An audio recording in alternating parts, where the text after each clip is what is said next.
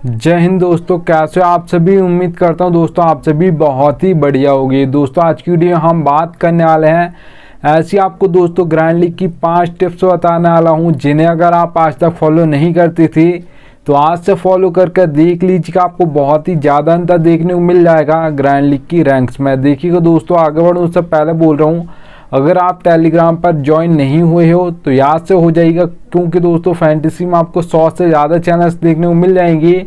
सब आपको प्लेस के स्टेट दिखाकर कंफ्यूज कर देंगे। इसे भी रख सकते हो, उसे भी रख सकते हो। आपका भाई आपको बिल्कुल भी कंफ्यूज नहीं करेगा, इसलिए यहाँ से टेलीग्राम पर जुड़ जाइएगा। मैं लिंक दे दूंगा, वहाँ से जुड़ सकते हो, ठीक है। याद रखिएगा। चलिएगा दोस्तों स्टार्ट करता हूँ।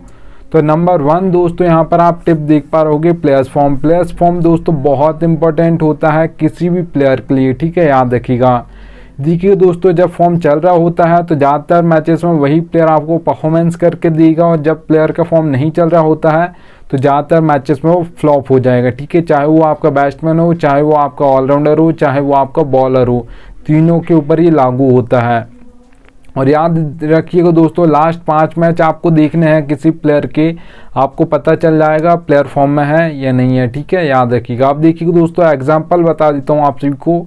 यहाँ पर आप सभी को पता होगा विराट कोहली का IPL 2022 उठाकर देख लीजिएगा। ज़्यादातर मैचेस में फ्लॉप हो गए थे आपके विराट कोहली, ठीक है। और IPL 2023 उठाकर देख लीजिएगा, ज़्यादातर मैचेस में परफॉर्मेंस दिया था। तो प्लेयर तो वही है, जैसी फॉर्म आया तो ज़्यादातर मैचेस में परफॉर्मेंस करने लगा, और जैसी फॉर्म चला गया था तो ज़्यादातर मैचेस में फ्लॉप हो गया था, ठीक है। याद रखिएगा। अब यहाँ पर और एग्जांपल बता देता हूँ, आप सभी को पता होगा दिनेश कार्तिक और दीपक हुड्डा, इन दोनों प्लेयर्स का IPL 2022 उठाकर देखोगी तो बहुत ही शानदार गया था।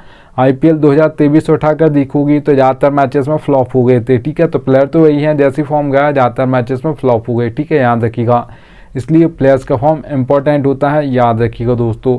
चलिए दोस्तों सेकंड टिप की ओर बढ़ूँ उससे पहले बोल रहा हूँ, सबसे बेस्ट एप्लीकेशन दोस्तों फैंटेसी की जानना चाहती हो तो विजन 11 सबसे बेस्ट एप्लीकेशन है। यहाँ पर खेलोगी तो क्या फ़ायदा होगा वो बता देता हूँ। देखिए दोस्तों, ड्रीम 11 पर कॉन्टेस्ट आपको देखने को मिलेगा 5,750 रुपये, प्राइस पुल 10,000 है। वही कॉन्टेस्ट आपको विजन 11 पर मिलेगा 5,199 रुपये में, ठीक है। प्राइस पुल 10,000 है। तो सीधे 550 रुपये ड्रीम 11 ज़्यादा लेती है, विजन 11 550 रुपये कम लेती है। ये तो दोस्तों एक ही कॉन्टेस्ट है, 100 से ज़्यादा कॉन्टेस्ट जो आपको ड्रीम 11 पर देखने को मिलेंगे वो ज़्यादा पैसे में देखने को मिलेंगे, विजन 11 पर वही कॉन्टेस्ट कम पैसे में देखने को मिलेंगे। एप्लीकेशन का लिंक दे दिया है, जिसके पास ना हो डाउनलोड कर लीजिएगा। चलिए दोस्तों, यहाँ पर सेकंड नंबर की टिप की हम बात करते हैं। तो यहाँ पर आप दोस्तों देख पा रहोगे पिच रिपोर्ट। पिच रिपोर्ट दोस्तों आपकी इंपॉर्टेंट होती है T20 और ODI मैचेस के लिए, क्योंकि दोस्तों यहाँ पर T20 और ODI मैचेस में कोई भी कैप्टन टॉस जीता है तो वो बॉल फर्स्ट करता है, जबकि टेस्ट मैच में ऐसा नहीं होता। वहाँ पर 50-50 चांस होता है, वो बॉल फर्स्ट भी कर सकता है, बैट फर्स्ट भी कर सकता है, ठीक है। याद रखिएगा। 3 टाइप्स के आपको पिच देखने को मिल जाएगी, बैटिंग फ्रेंडली, बैलेंस और बॉलिंग। अब नाम से समझ आ रहा दोस्तों, बैटिंग फ्रेंडली पिच है, मतलब बैट्समैन परफॉर्म करने वाले हैं। जो आपको स्कोर बोर्ड देखने को मिलेगा वो हाई देखने को मिलेगा। अगर यहाँ पर मैं बात करता हूँ बैटिंग फ्रेंडली पिचेस पर जो आपको T20 में स्कोर बोर्ड देखने को मिलेगा दोस्तों, वो याद रखिएगा 180 हो सकता है, 170 से प्लस आपको ज़्यादातर देखने को मिलेगा, ठीक है। याद रखिएगा 180 भी हो सकता है, 190 भी हो सकता है, 200 प्लस भी जा सकता है, याद रखिएगा T20 में, ठीक है। अब देखिए दोस्तों, बैलेंस पिच की मैं बात करूं तो याद रखिएगा बैलेंस पिचेस पर दोस्तों आपको जो ज़्यादातर परफॉर्मेंस करते हैं ऑलराउंडर्स करते हैं, क्योंकि ये आपको 2 तरीके से फैंटेसी पॉइंट देते हैं। एक आपको बैटिंग करके देते हैं और एक विकेट लेकर देते हैं, मतलब बॉलिंग से, ठीक है। और यहाँ पर आपने देखा होगा बैलेंस पिचेस पर ज़्यादातर टॉप ऑर्डर जल्दी फ्लॉप हो जाता है, 1-2 विकेट जल्दी गिरते हैं। तो 4 नंबर, 5 नंबर, 6 नंबर ये ऑलराउंडर्स का बैटिंग ऑर्डर होता है ज़्यादातर, सभी टीम से IPL हो या इंटरनेशनल मैचेस हों।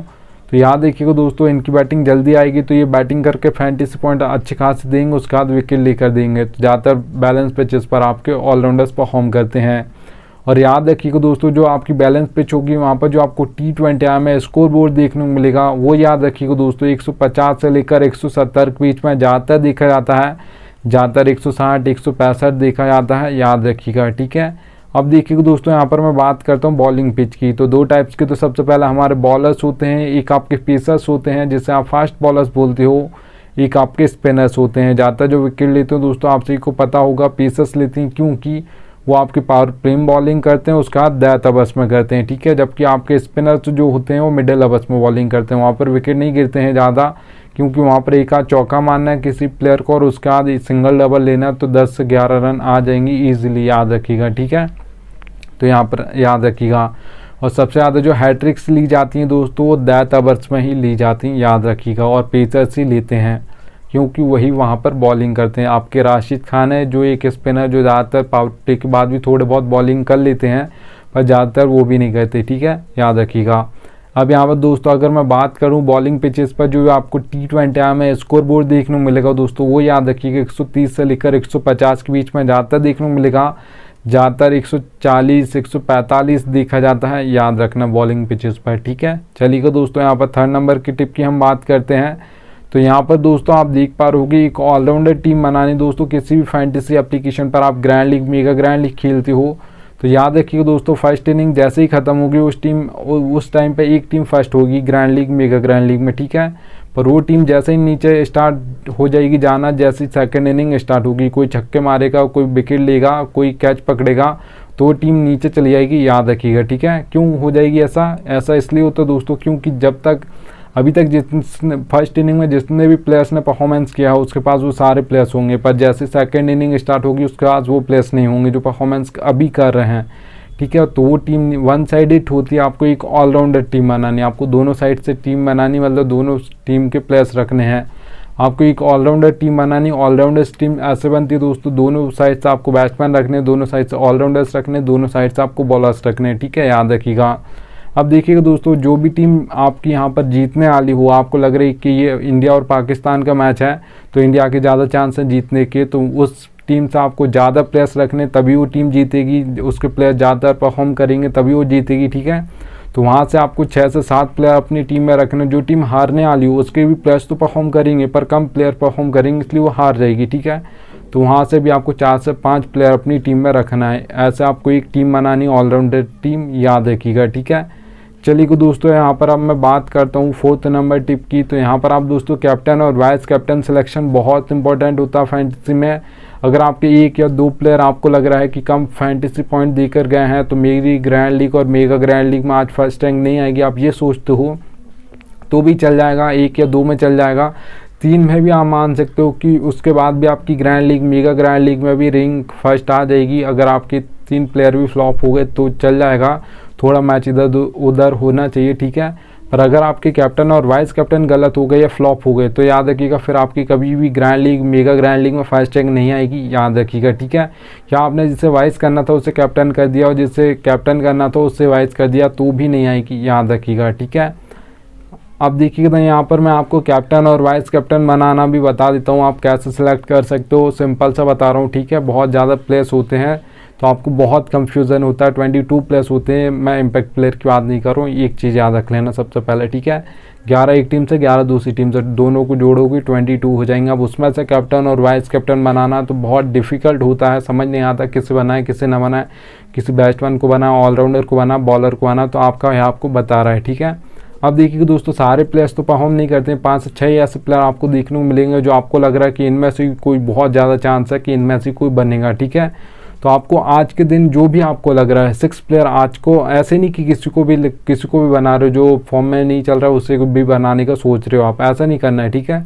आपको जो लग रहा है कि इसका फॉर्म अच्छा चल रहा है इसलिए पिच ऐसी है ऐसे है, सब कुछ आप देखने के बाद आपको जो 6 प्लेयर लगे हैं कि हाँ इनमें से कोई बनेगा तो वो 6 प्लेयर आपको अलग से निकाल लेने हैं। फिर देखिएगा दोस्तों 6 प्लेयर आपने अलग निकाल लिए, ठीक है। उसमें ऑलराउंडर भी हो सकते, बॉलर्स भी हो सकते या बैट्समैन भी हो सकते हैं, ठीक है। तीनों को आपको निकाल लेना है जो भी आपको लग रहा है, भले वो चाहे बैट्समैन ज़्यादा हो या ऑलराउंडर्स ज़्यादा हो या बॉलर्स हों, उससे कोई मतलब नहीं है।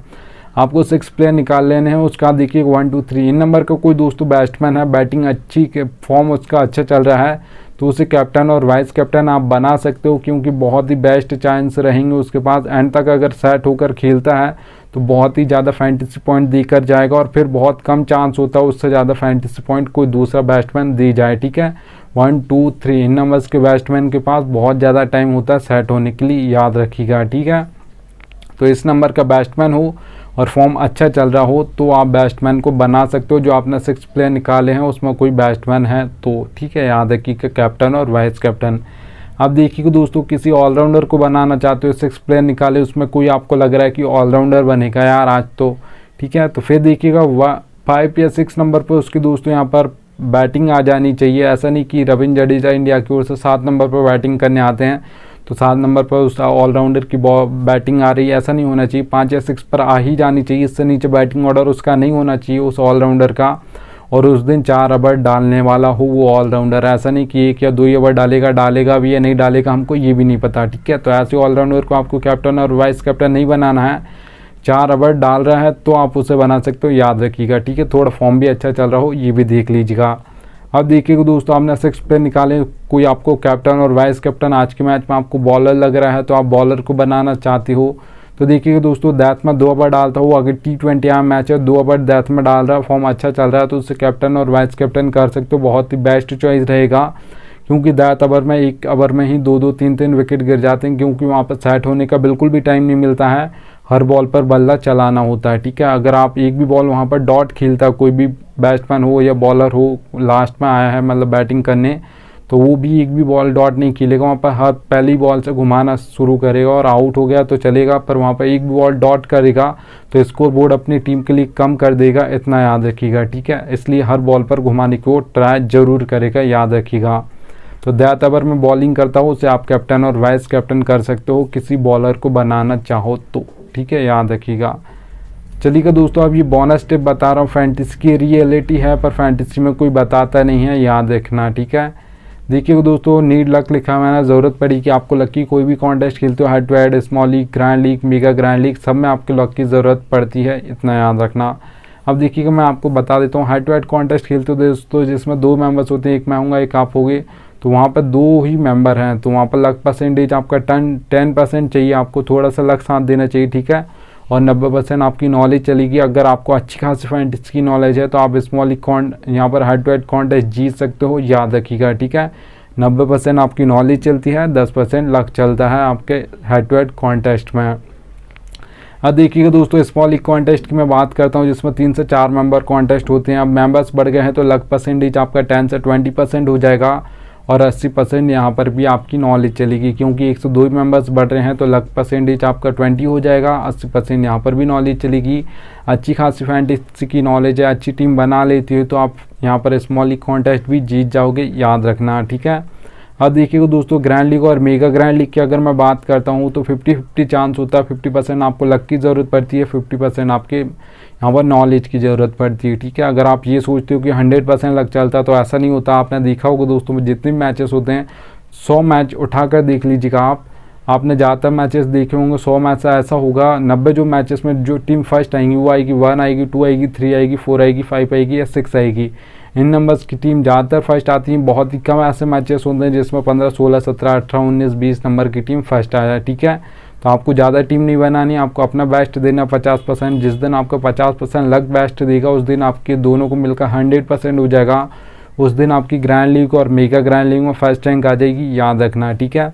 और ऐसा मत सोचिएगा दोस्तों कि 100% लक है, क्योंकि मैंने आपको बता दिया 5 से 6 टीम बनानी, सोच समझ कर बनानी है। थोड़ा लक की ज़रूरत पड़ती है, ये ज़रूर है, पर ऐसा नहीं होता कि लक साथ नहीं देगा, देगा अगर आप अच्छी टीम बना लेते हो तो, ठीक है, याद रखिएगा। चलिए